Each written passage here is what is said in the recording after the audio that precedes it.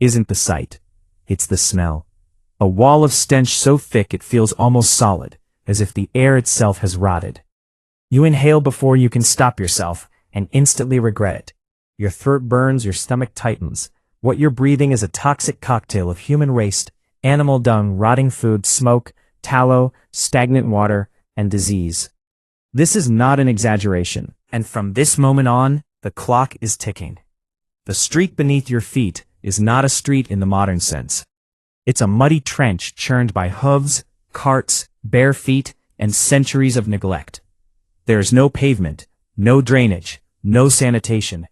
Every step splashes into a brown, viscous sludge that coats your shoes instantly. That sludge is not just mud. It is human feces dumped from chamber pots, horse manure, butcher's waste, urine from nearby tanneries, blood from slaughterhouses, and whatever else the city no longer wanted to keep indoors. Rain doesn't wash it away. Rain spreads it. You look around for some sense of order, some structure that resembles a city as you know it. But medieval London is chaos, packed into tight wooden frames. Buildings lean inward, upper floors jutting out so far they almost touch across the street, blocking sunlight and trapping moisture. Many houses are made of timber and wattle, stuffed with straw and coated in animal dung. Fire hazards surround you on all sides, but fire is the least of your worries right now. Within minutes, you realize something is wrong with your breathing. The air is thick with smoke from thousands of hearth fires burning wood, coal, and peat. Chimneys barely function. Smoke drifts at street level, mixing with fog and filth. Your lungs are not adapted to this environment. Medieval Londoners grew up inhaling this air from birth. You did not. Every breath is damaging you. As you move forward, you notice people staring. Your clothes are wrong. Your posture is wrong. Your mannerisms are wrong. You are an outsider, and in medieval London, that is dangerous.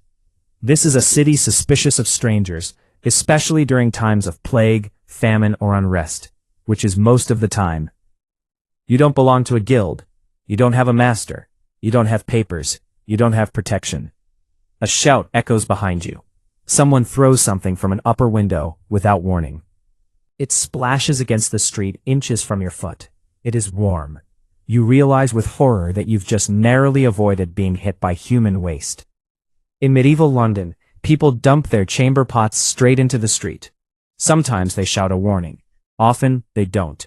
Getting covered in waste isn't just humiliating, it's lethal. By the first hour, your shoes are soaked.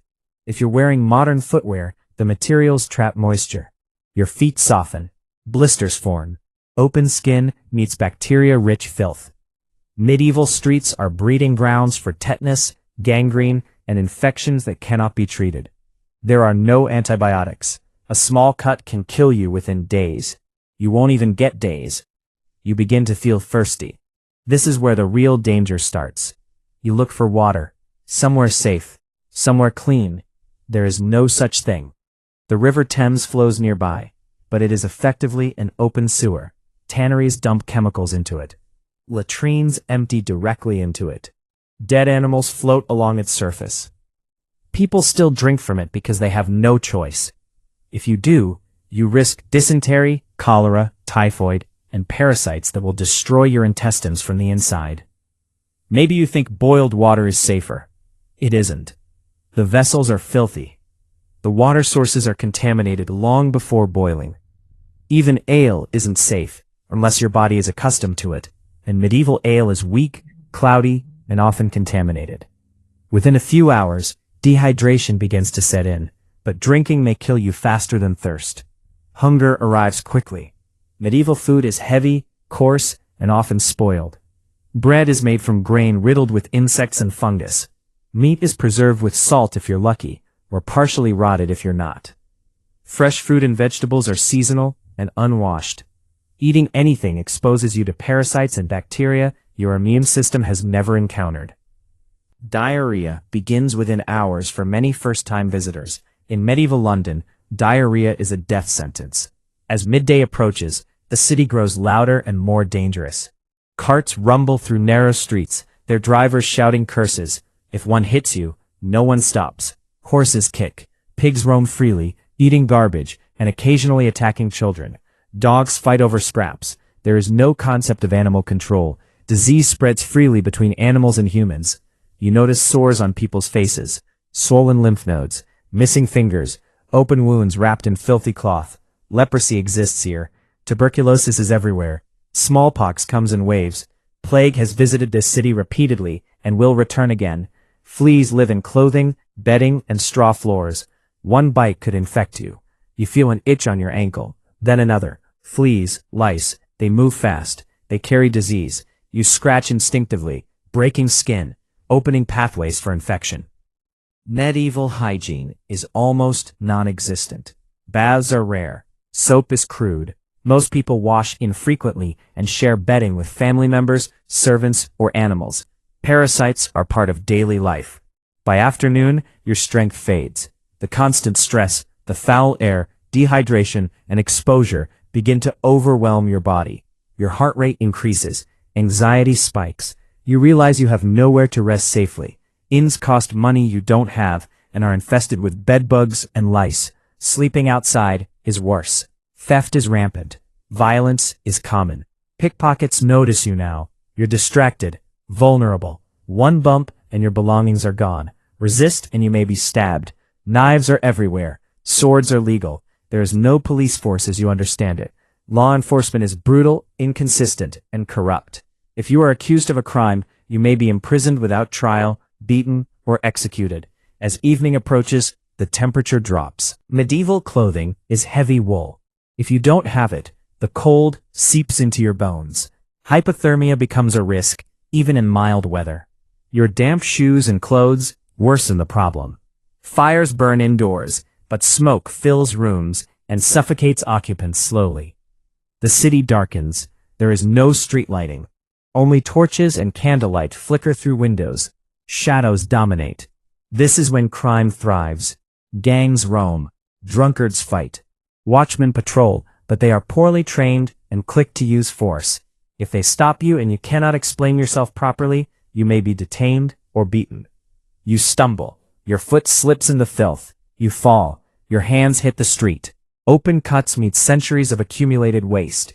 Infection begins immediately. You don't feel it yet, but it has started. Bacteria enter your bloodstream. Fever will follow. Without treatment, sepsis will kill you. Night brings rats. Thousands of them. They crawl through walls, roofs, and streets. They chew through wood, cloth, and flesh. They carry fleas infected with plague. You hear them squealing in the dark. You feel something brush against your leg. Panic sets in. Sleep is impossible. Noise never stops. Coughing, screaming, animals, bells. Your body weakens further.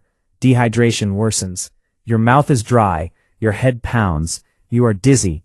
If you vomit or suffer diarrhea now, you will lose fluids you cannot replace safely. By the early hours of the morning, fever sets in. Your immune system is overwhelmed by pathogens it has never faced. Your modern immune defenses, adapted to clean water, vaccines, and antibiotics, are outmatched.